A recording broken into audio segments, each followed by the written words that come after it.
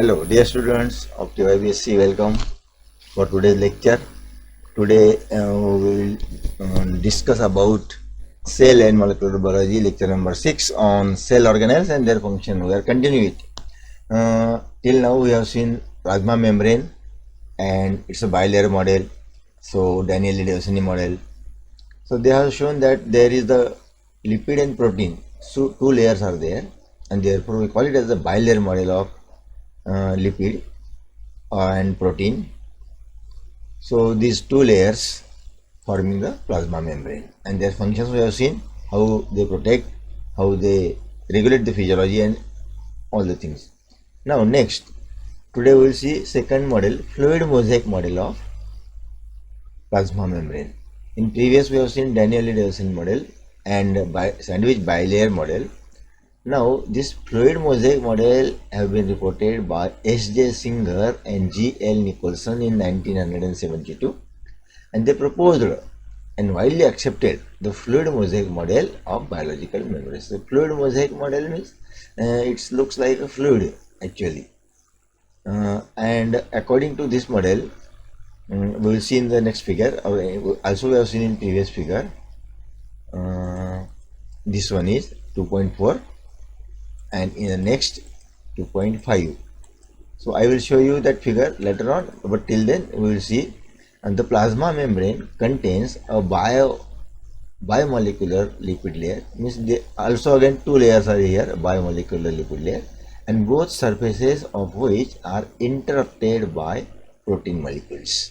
Means protein and lipid bilayer is definitely there, but outer surface is interrupted by protein molecules. And proteins occur in the form of globular molecules, and they are dotted about there and there in mosaic pattern, dotted about here and there in a mosaic pattern. And some proteins are attached at the polar surface of the lipid layer, or we can say lipid molecules, that is extrinsic or peripheral proteins, while other at the non-polar surface, that is integral proteins, either partially penetrate the bilayer model or span the membrane entirely to stick out on both sides. So transmembrane proteins, further the peripheral proteins and those parts of the integral proteins that stick on the outer surface, frequently contains chain of sugar or glycoproteins, and likewise some lipids of outer surface are glycolipids.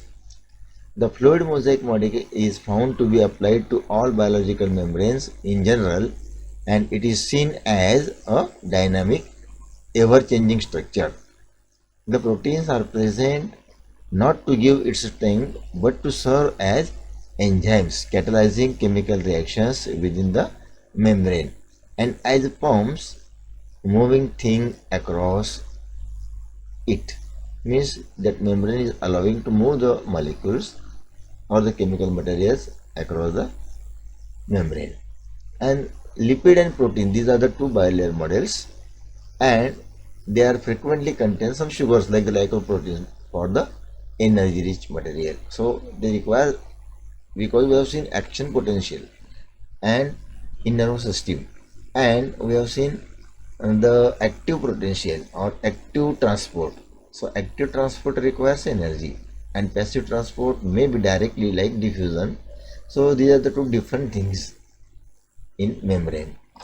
So next one is the functions of this plasma membrane. We have seen what is plasma membrane, what is bilayer model, what is Danieli-Davicini model, then what is fluid mosaic model. Fluid mosaic model is like a protein and lipids fluid like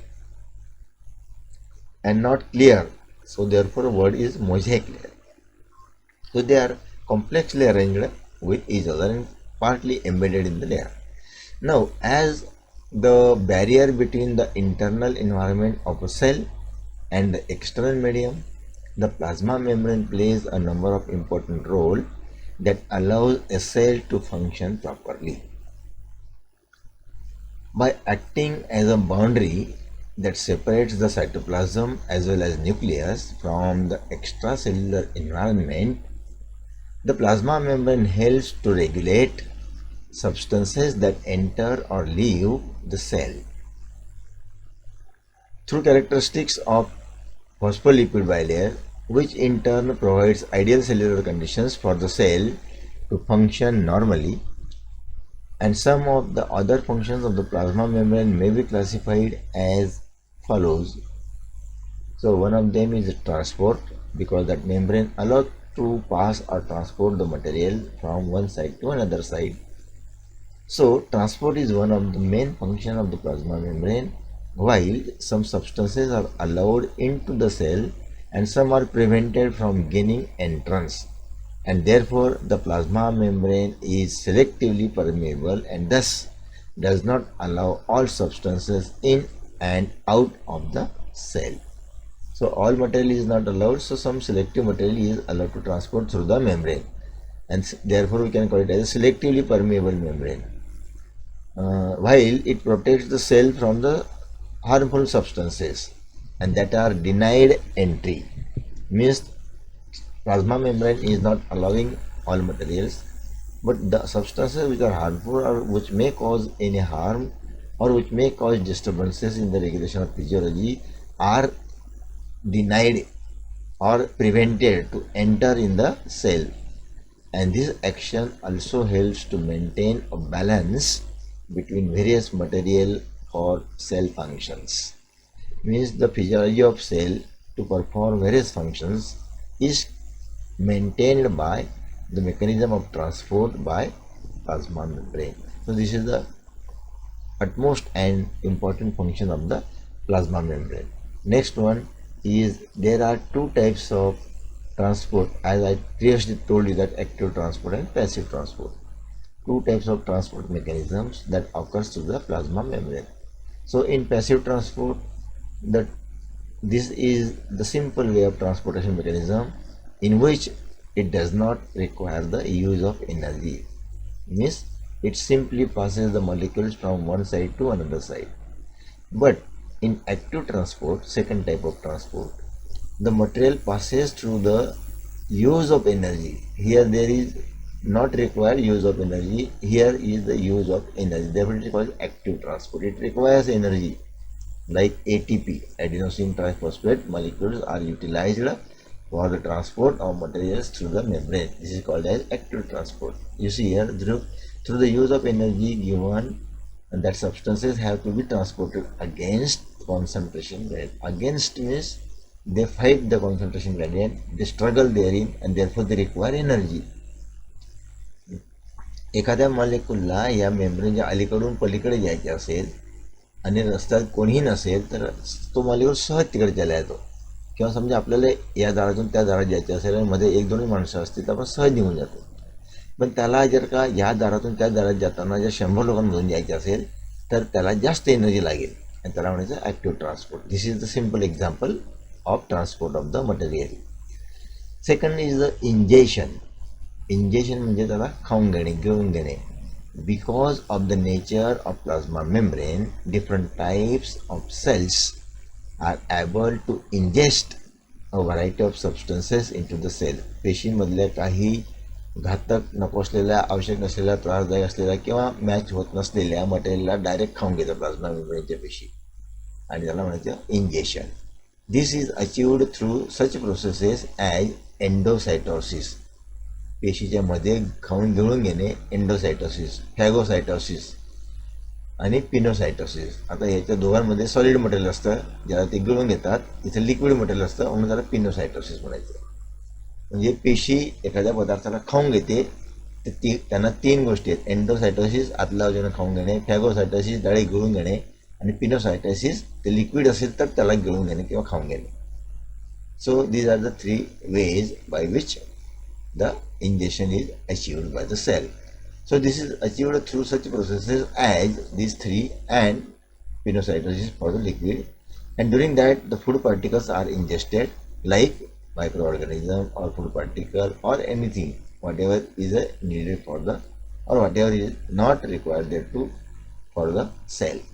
These processes allows cells to feed or destroy other microorganisms or the substances. Means ingestion is either organisms or substances. Next is cell division. Plasma membrane's next function is cell division. It takes part in division of two cells and completely envelop these both cells. This is the function. As mentioned, plasma membrane is a dynamic structure that is always in motion. This characteristic makes it easy for a cell to divide when needed, to be to form two daughter cells from the original cell. And here the plasma membrane pinches at the central part and separates to form two new cells. Pinches means they come collapse or close to each other and breaks down, and these both points are again rejoined and forming the two cells. Example in mitosis or meiosis we can see it. Then another important function of plasma membrane is communication. Plasma membrane communicates cell to cell or nucleus to cell or nucleus to surface, likewise this. So through the structures on their surface, means protein and carbohydrates, cells are able to communicate with each other and interact through signaling. Cell signaling is being there, and this is facilitated by the communication mechanism, either by the protein molecules or by the carbohydrate molecules which are present on the cell surface. So this is the another important function of the plasma membrane. Now next one is the ultrastructure of nucleus. We have seen about cytoplasm. We are observing here the cell and molecular biology of that. We are observing the roles of molecules, and we have already seen the cytoplasm and its a central material. But in cytoplasm, inside the cell, in cytoplasm, there is a central nucleus, and that nucleus is also have an important function. Nucleus have its envelope because it is a eukaryotic cell. Nucleus has DNA, RNA and other materials which are needed for the development. So the nucleus is composed of following structures. Simply, the nuclear envelope or nuclear membrane, or called as karyotheca, which envelops or which covers the whole nucleoplasm. Second, the nuclear shaft, which is inside the nuclear membrane, or we can get nucleoplasm. Third one is the chromatin fibers, that is DNA and RNA. And in nucleus there is a small nucleolus. Nucleolus means we can say nucleus of nucleus, that is nucleolus, simply for the simple understanding. So this we will see one by one all these. So first is the nuclear envelope, or we can call it as a nuclear membrane or karyotheca. So it forms an envelope-like structure around the nuclear contents, and therefore commonly called as nuclear envelope. It separates the nucleoplasm from cytoplasm of the cell, or we can say it divides the nucleoplasm and cytoplasm. The electron microscopic structure of nuclear envelope, has shown that it is composed of two unit membranes, an outer membrane and inner membrane. Each membrane is about 75 to 90 degree angstrom thick and lipoproteinous in nature, means lipid and protein are combined there, lipoproteinous in nature.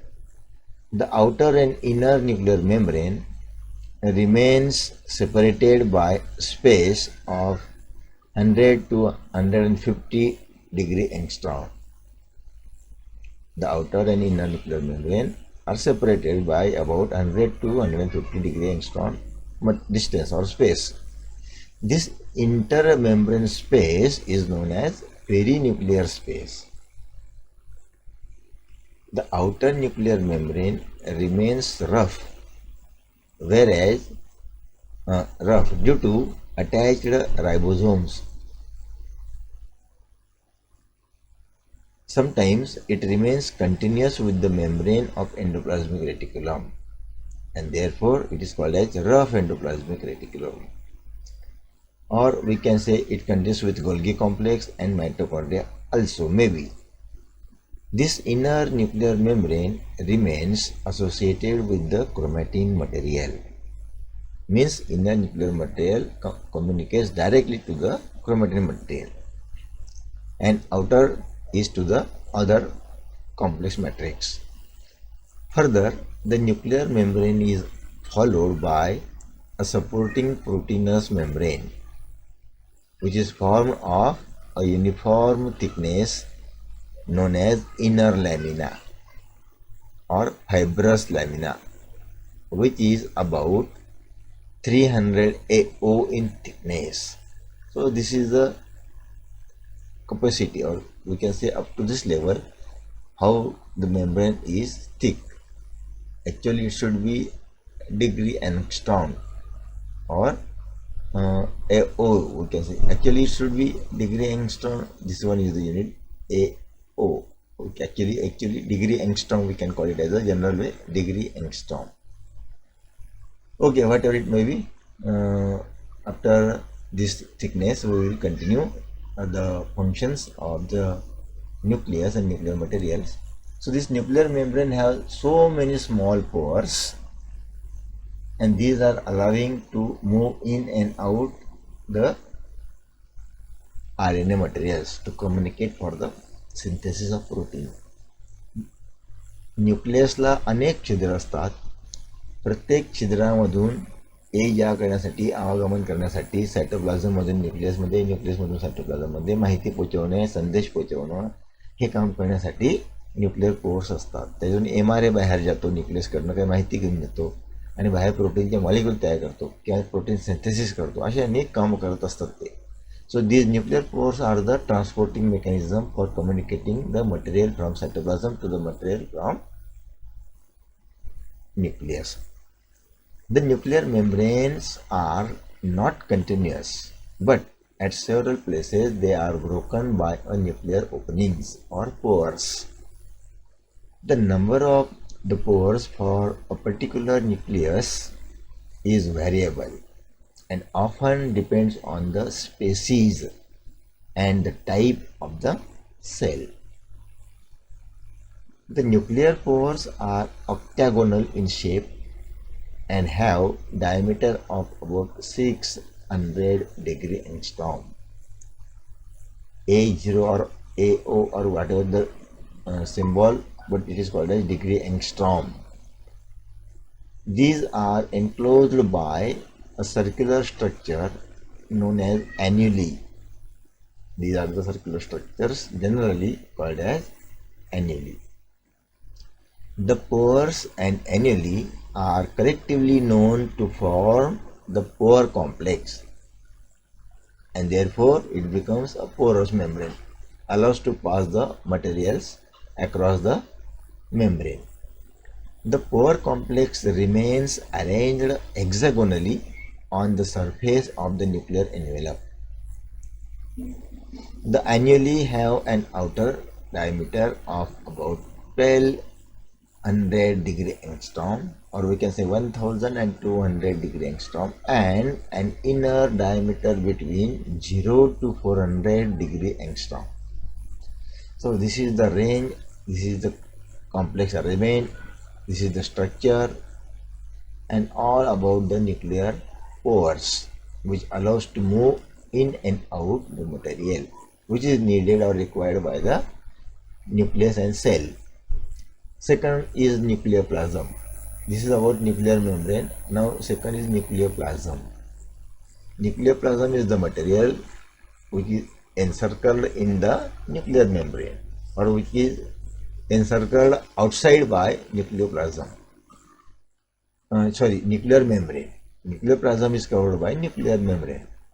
The space between the nuclear envelope and nucleolus is filled by a transparent semi-solid granular and slightly acidic substance called as nuclear sap or nucleoplasm. And the nuclear components like chromatin threads and the nucleolus remains suspended in the nucleoplasm. So chromatin materials are naturally suspended in the nucleoplasm. They found in the nucleoplasm, and it has complex chemical composition, mainly composed of nucleoprotein material like DNA and RNA, as well as organic and inorganic matters like nucleic acids, proteins, enzymes, and minerals. So these materials, what they do, what actually they are, actually we have seen here proteins, enzymes, and so on. So nucleic acids includes DNA and RNA, deoxyribonucleic acid and ribonucleic acids. So the most common nucleic acids are these two, DNA and RNA. Both may occur in macromolecular state, means in large structure, or in the form of their monomer nucleotide. Monomer is single, or monomer nucleotide. Second are the proteins. The nucleoplasm contains mainly two types of proteins, that is acidic or non-histone proteins. Generally acidic proteins are non-histone and basic proteins are histone proteins.